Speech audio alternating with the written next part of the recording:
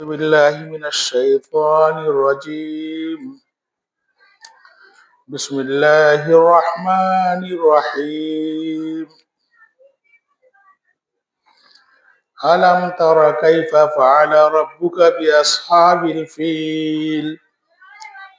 ألم يجعل كيدهم في تضليل وأرسل عليهم طيرا أبابيل ترميهم بحجارة من سجيل فجعلهم كعصف مأكول.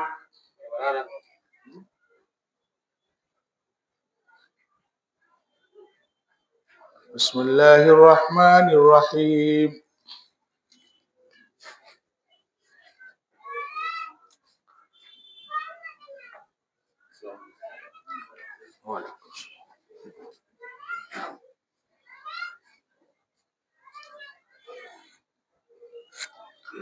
ليس البر أن تولوا وجوهكم قبل المشرق والمغرب ولكن البر من آمن بالله واليوم الآخر والملائكة والكتاب والنبيين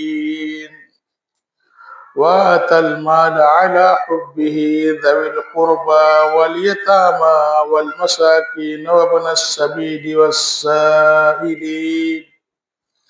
والسائلين وفي الرقاب وأقام الصلاة وآتى الزكاة والموفون بعهدهم إذا عاهدوا والصابرين في البأساء والضراء وحين البأس أولئك الذين صدقوا وأولئك هم المتقون.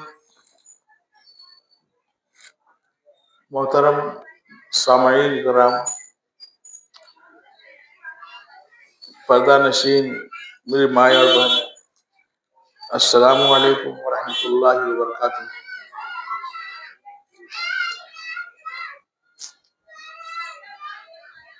سورۃ البقرہ کی ایک آیت میں نے آپ کے سامنے تلاوت کی ہے،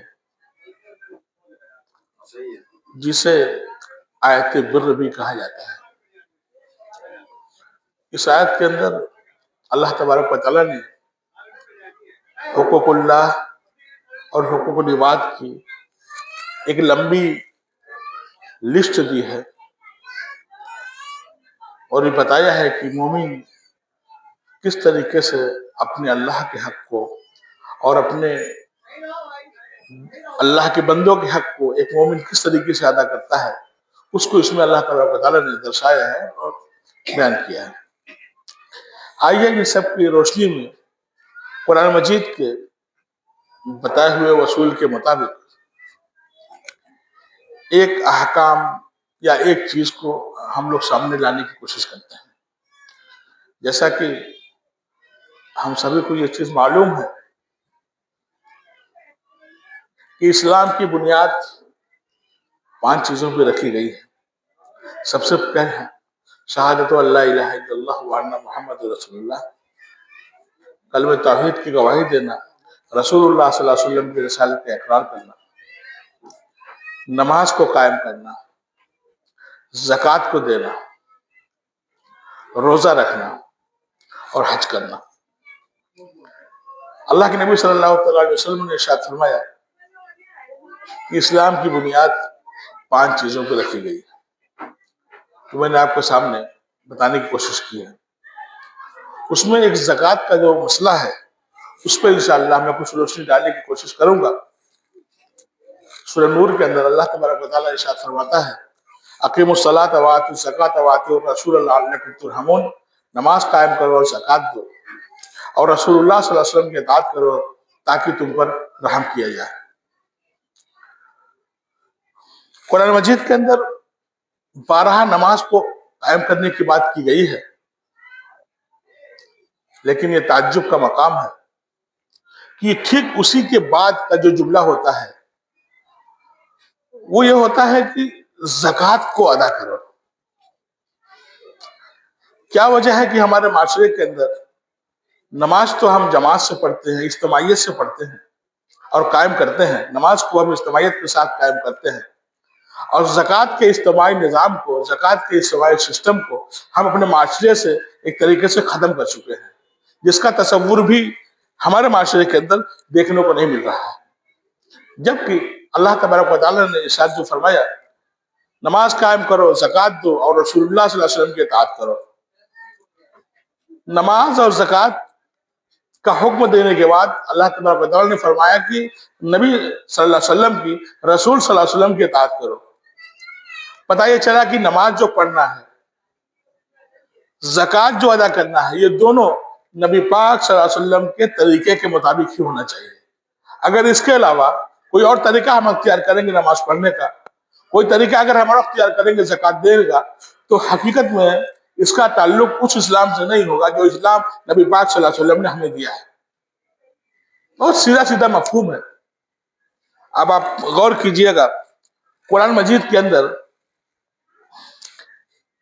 تقریباً 20 سے 25 بار اللہ تبارک و تعالیٰ نے حکم دیا نماز قائم کرو اور زکوٰۃ دو، دونوں ایک ساتھ حکم دیا، اور دونوں کے مفہوم میں یہ بات آتی ہے، نبی صلی اللہ علیہ وسلم سے یہ چیز ثابت ہے کہ نماز بھی اجتماعی طور سے ہوا کرتی رہی اور زکوٰۃ بھی اجتماعی طور سے ہوا کرتی رہی۔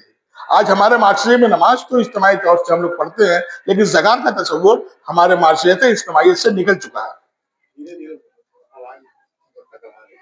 اس کی کیا وجہ ہے؟ ہم اس کے اوپر انشاءاللہ غور کرنے کی کوشش کریں گے آگے چل کے۔ اسی طریقے سے جو زکوٰۃ کی اجتماعی شکل ہے یا نماز کی جو اجتماعی شکل ہے، وہ صحابہ کے دور میں، نبی پاک صلی اللہ علیہ وسلم کے دور میں موجود تھی، اور آج ہمارے معاشرے سے وہ چیز بالکل ناپید ہو گئی اور وہ چیز بالکل ختم ہو گئی۔ تو میں عرض کر رہا تھا آپ سے کہ 20 سے 25 بار اللہ تبارک و تعالیٰ نے حکم دیا نماز قائم کرنے کا اور زکوٰۃ دینے کا۔ نماز تو ٹھیک ٹھاک بہرحال ہے، لیکن زکوٰۃ تو ختم ہو چکا ہے معاشرے سے اجتماعی طور سے۔ اسی طریقے سے مومن کی خوبی، مومن کی صفت اللہ تبارک و تعالیٰ نے قرآن مجید کے اندر بیان کی ہے، تو وہاں پر بھی نماز کا ذکر کیا اور پھر اس کے بعد زکوٰۃ کا ذکر کیا۔ ایک آیت ہے سورۃ الحج کے اندر، اللہ تبارک و تعالیٰ ارشاد فرماتا ہے، الذین ان مکناہم فی الارض واقاموا الصلاۃ وآتوا الزکاۃ۔ یہ مومن تو وہ لوگ ہیں کہ اگر ہم ان کو مکان دے زمین میں، اگر ہم ان کے پاؤں جمائے زمین میں، اگر ہم ان کو مضبوطی پردان کریں زمین کے اندر، تو وہ نماز قائم کرتے ہیں اور زکوٰۃ دیتے ہیں۔ بہرحال مومن کی خوبی کے طور پہ اللہ تبارک و تعالیٰ نے قرآن مجید کے مختلف آیتوں کے اندر اور تقریباً 20 سے 25 بار بالکل واشگاف انداز میں اس بات کا اعلان کیا ہے کہ مومن کی خوبی یہ ہوتی ہے کہ وہ زکوٰۃ کو ادا کرتا ہے، والذین هم للزکاۃ فاعلون، یہ زکوٰۃ کو ادا کرنے والے ہوتے ہیں۔ وہاں پر بھی اجتماعیت کا تصور ہے، جس طریقے سے نماز کے لیے صحابہ کے درمیان اسی اجتماعیت کا تصور زکوٰۃ کے لیے بھی ہوا کرتا رہا، لیکن آج ہمارے معاشرے سے یہ سب چیزیں ختم ہو گئیں۔ اس کے پیچھے کیا سازشیں تھی، کیا چیز تھی، انشاءاللہ ہم اس کے بارے میں کوشش کریں گے کہ کچھ آپ سے گفتگو کریں۔ حضرت ابو بکر صدیق رضی اللہ تعالیٰ عنہ جب خلیفہ ہوئے تو کچھ لوگوں نے زکوٰۃ دینے سے منع کر دیا۔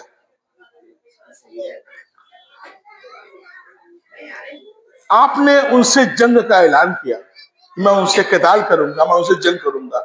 عمر فاروق رضی اللہ تعالیٰ عنہ موجود تھے، انہوں نے کہا کہ آپ کیسے جنگ کریں گے ایسے لوگوں سے جو کلمہ شہادت کی گواہی دے رہے ہیں اور نبی پاک صلی اللہ علیہ وسلم کی رسالت کی گواہی دے رہے ہیں، کیسے آپ جنگ کریں گے ایسے لوگوں سے؟ تو حضرت ابو بکر صدیق رضی اللہ تعالیٰ عنہ نے ارشاد فرمایا، واللہ لأقاتلن من فرق بین الصلاۃ والزکاۃ، اللہ کی قسم میں اس سے جنگ کروں گا، میں اس سے قتال کروں گا، اس شخص سے جو آدمی زکوٰۃ اور نماز کے درمیان فرق پیدا کرے گا. اب اس پہ آپ غور کیجئے گا کہ اگر ایک انسان توحید کا اقرار کرتے ہوئے شرک کر لے، نماز کے قیام کا ہے معاملہ، نماز کو قائم نہ کرے، ہمارے زبان میں بولتے ہیں نماز کو پڑھے ہی نہ، روزہ نہ رکھے، تو وہ اس کا معاملہ ہم لوگ یہ سمجھتے ہیں کہ اس کا اور اس کے اللہ کے درمیان کا معاملہ ہے. لیکن جب زکوٰۃ کی بات آئی تو ابو بکر صدیق رضی اللہ تعالیٰ عنہ نے جنگ کا اعلان کر دیا اس کے خلاف. وہ ایک طریقے سے جو شخص زکوٰۃ نہیں دیتا تو وہ جنگی مجرم ہے. جنگی مجرم سمجھتے ہیں آپ؟ ایک تو ہوتا ہے آدمی عام مجرم جو مذہبی مجرم ہوتے ہیں، ایک ہوتا ہے جنگی مجرم. مذہب کا جنگی مجرم وہ آدمی ہے جو آدمی زکوٰۃ ادا نہیں کرتا ہے، اور اس سے قتال کا حکم ابو بکر صدیق رضی اللہ تعالیٰ عنہ نے دیا. نبی پاک صلی اللہ تعالیٰ علیہ وسلم نے ارشاد فرمایا فَعَلَيْكُمْ بِسُنَّتِي وَسُنَّتِ الْخُلَفَاءِ الرَّاشِدِينَ الْمَهْدِيِّينَ، تمہارے اوپر میری سنت لازم ہے اور خلفاء راشدین المہدیین ہدایت یافتہ خلفاء راشدین کی سنت کو لازم پکڑنا ہے. رسول اللہ صلی اللہ علیہ وسلم نے اپنے خلیفاؤں کے طریقے کو بھی سنت قرار دیا ہے. اب آپ غور کر کے دیکھیے کہ ہمارے معاشرے کے اندر ہم زکوٰۃ کے متعلق کس طرح کا رویہ رکھتے ہیں. ہمارے علماء اس طرح کے بیانات کبھی سامنے لاتے ہیں کیا کہ زکوٰۃ نہ دینے والے سے جنگ کرو؟ ٹھیک ہے، معاشرہ نہیں سیکھ ہے دنیا کے اندر کہیں پر بھی، لیکن کیا جس آدمی کو اللہ نے نوازا اور وہ زکوٰۃ نہیں دیا، اگر ہم ان سے قتال نہیں کر سکتے ہیں، جو اسلامی حکومتیں ہیں ان سے اگر جنگ نہیں کر سکتی ہے، تو کیا اس کا سماج سے بائیکاٹ بھی نہیں کر سکتی؟ آپ غور کر کے دیکھیں گے بات سمجھ میں آ جائے گی. اسی طریقے سے آپ جب اللہ کے حق اور اللہ کے بندے کے حق کے بارے میں بات کریں گے تو بہت صاف بالکل کلیئر یہ چیز آپ کو ملے گی کہ حقوق دو طرح کے ہوتے ہیں. ایک کا تعلق اللہ کے حق سے ہوتا ہے جس کو حقوق اللہ بولتے ہیں، دوسرے کا تعلق اللہ کے بندوں کے حق سے ہوتا ہے جسے حقوق العباد بولتے ہیں. تو اسلام کی جو 5 بنیادیں ہیں اس میں زکوٰۃ ہی ایک ایسا فریضہ ہے جس کا تعلق انسان کی ذات سے ہے اور اس کا تعلق اللہ کے بندوں کے حقوق سے بھی ہے ڈائریکٹ. زکوٰۃ کے ذریعے سے مسلم معاشرے کے اندر یا اسلامی معاشرے کے اندر یا سماج کے اندر کس طرح کی تبدیلی پیدا ہوتی ہے، اس پہ بات کرنے کی انشاءاللہ ہم کوشش کریں گے.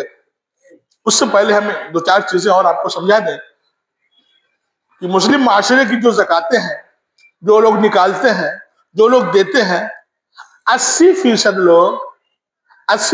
لوگ پورا زکوٰۃ کا مال 2 جگہ خرچ کر دیتے ہیں.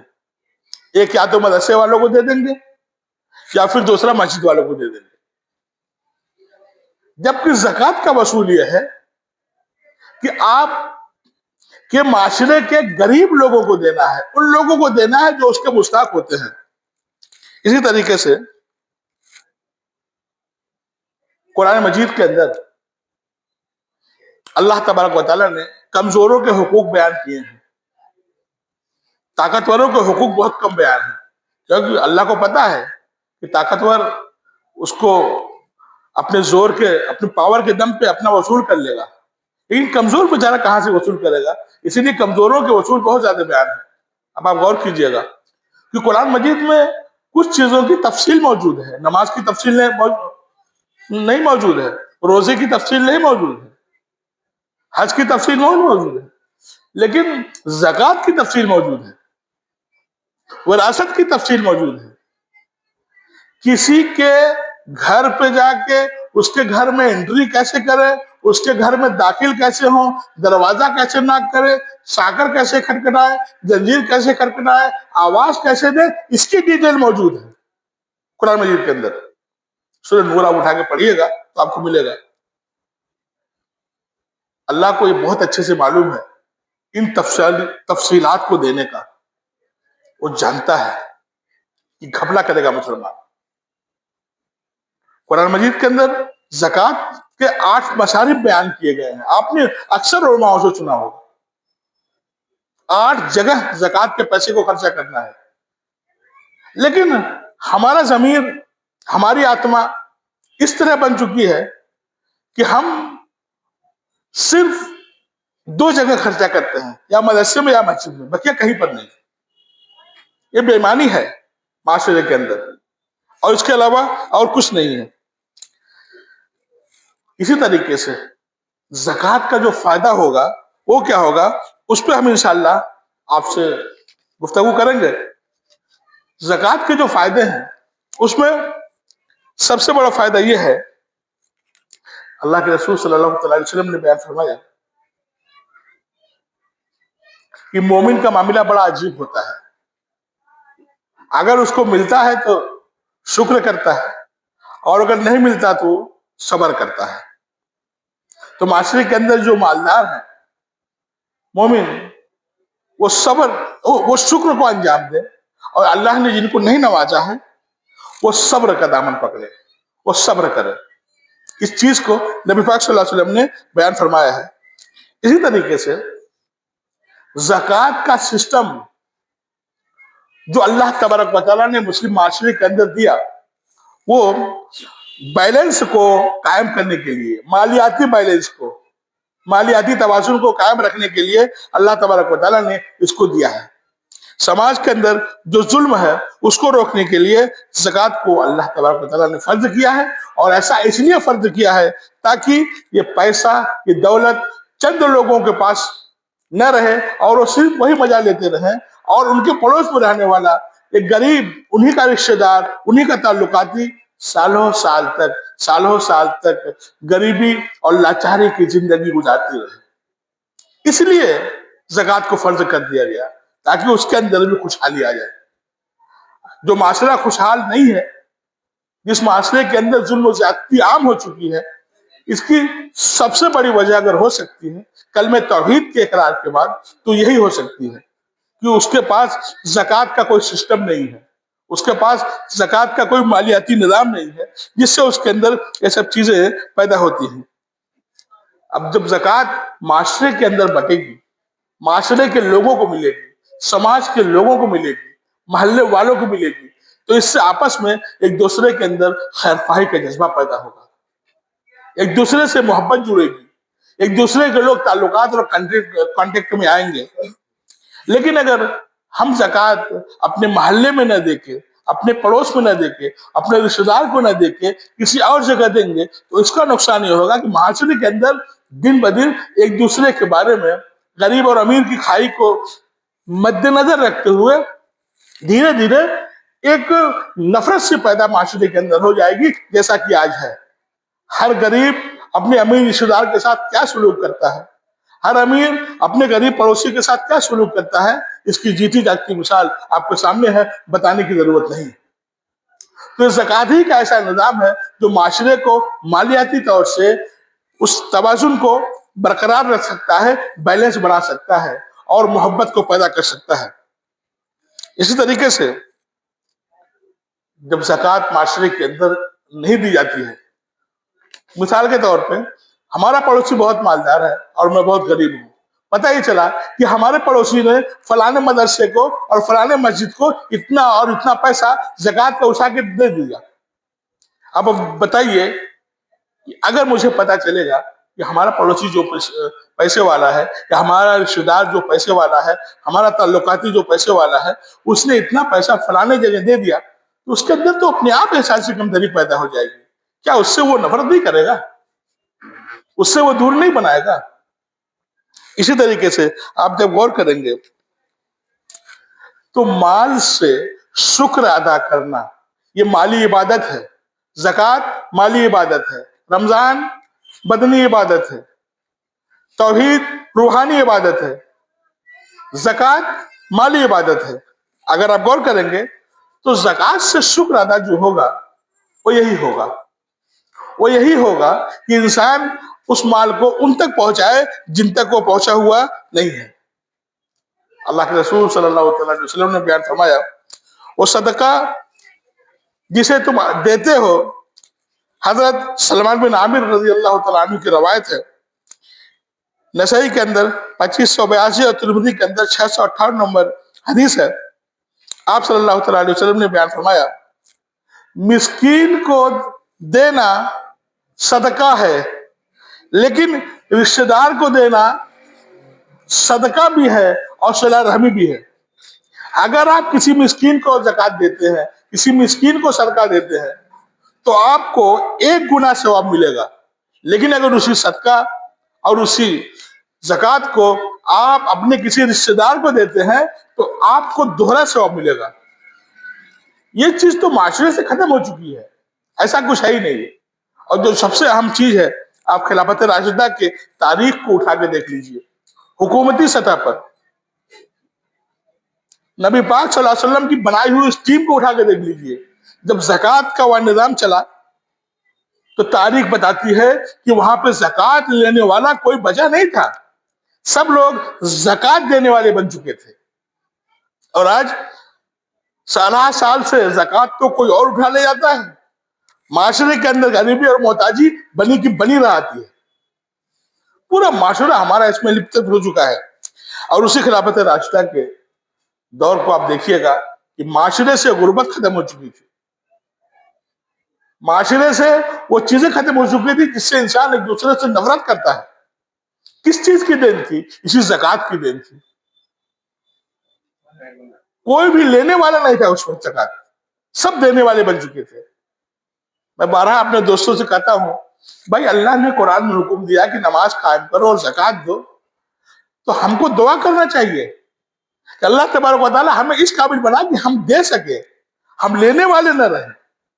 اس طرح کی کوشش ہونی چاہیے اور ہمیں اور آپ کو کرنی بھی چاہیے۔ زکوٰۃ کے تعلق سے کیا وجہ ہے کہ علماء اس پہ بیان کرنے سے کترا جاتے ہیں؟ اس لیے اگر جہاں پہ زکوٰۃ کا اجتماعی نظم نہیں ہے تو سمجھیے کہ وہ پیور خالص اسلامی سماج نہیں ہے، یا زکوٰۃ کا اگر اجتماعی نظم نہیں ہے تو اللہ کے قانون کا کہیں نہ کہیں سے ہم کھلواڑ کر رہے ہیں اور اس کا درپیوگ کر رہے ہیں۔ یہ بالکل اس کو ذہن میں بٹھا لیجئے گا۔ اس لیے ضرورت ہے اس بات کی کہ ہم زکوٰۃ کو وہی خرچ کریں جہاں پہ ہم رہتے ہیں، اسی معاشرے کے اوپر، اسی سوسائٹی کے اوپر، اسی رشتہ دار کے اوپر، اسی تعلقاتی کے اوپر، اسی پڑوسی کے اوپر ہم اپنے زکوٰۃ کو اور صدقات کو زیادہ سے زیادہ خرچ کرنے کی کوشش کریں۔ اگر ہم اپنے معاشرے کو خوشحال دیکھنا چاہتے ہیں، اگر ہم اپنے معاشرے کو اچھی حالت میں دیکھنا چاہتے ہیں، نہیں تو پھر آج فقر کی حالت ہے جو کیوں ہے۔ اسی لیے علامہ البانی رحمت اللہ علیہ بہت مشہور محدث ہے، آپ نے بیان فرمایا کہ قرآن میں جو 8 مصارف بیان ہیں، آیت اس طرح ہے انما الصدقات للفقراء والمساکین والعاملین علیہا والمؤلفۃ قلوبہم وفی الرقاب والغارمین وفی سبیل اللہ وابن السبیل۔ صدقات اور زکوٰۃ فقیروں کے لیے ہے اور مسکینوں کے لیے ہے۔ مسکین کون؟ مسکین بولتے ہیں سکون سے بنا ہوا ہے۔ سکون معنی عربی میں کیا ہوتا ہے؟ ٹھہرنا۔ اور یہ لفظ قرآن مجید میں 12 آیا ہے۔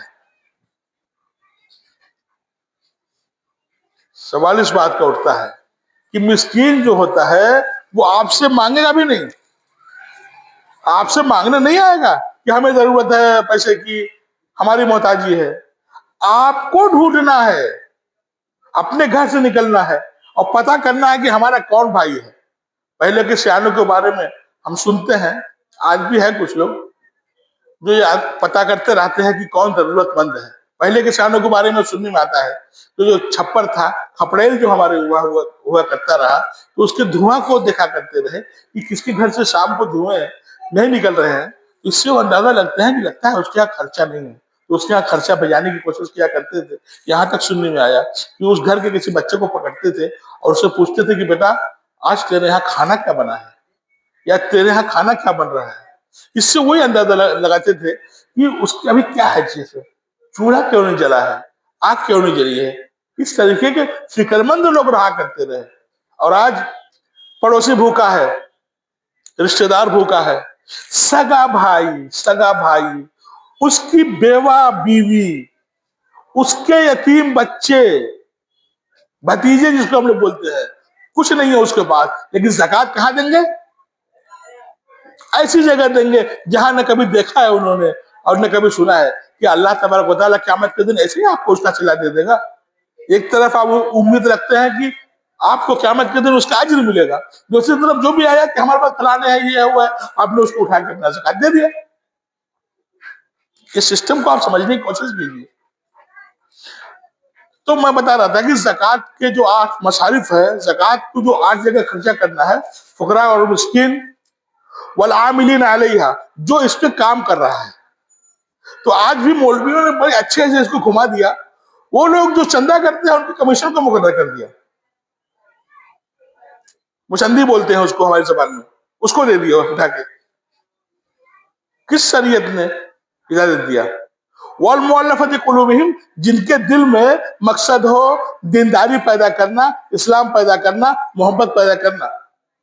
یا جو ابھی ڈھول مل چل رہے ہیں ان کو زکوٰۃ کے ذریعے سے مضبوط کر کے ان کے اندر اسلام کی محبت کو بٹھا لینا, اس طرح کی چیزیں ہوتی ہیں. گردن کو آزاد کرانے میں ہے, مسافروں کے لیے ہے, اور فی سبیل اللہ ہے. فی سبیل اللہ کا لفظ 7 نمبر پہ استعمال ہے. فی سبیل اللہ کا لفظ 7 نمبر پہ استعمال ہے. آپ غور کیجئے گا. اما علامہ البانی رحمۃ اللہ علیہ ارشاد فرماتے ہیں کہ چونکہ ہم صحابہ کے منہج کو مانتے ہیں, صحابہ کے طریقے کو مانتے ہیں, اس لیے صحابہ کے درمیان فی سبیل اللہ کو لے کر مدارس اور مساجد تک کا معاملہ تھا ہی نہیں اس وقت. یہ بعد کے لوگوں نے ایجاد کیا کہ زکوٰۃ کے مصارف میں کھلے طور سے بالکل اوپنلی مسجد اور مدرسے کو شامل کر لیا گیا. یہ کس کی تحقیق ہے؟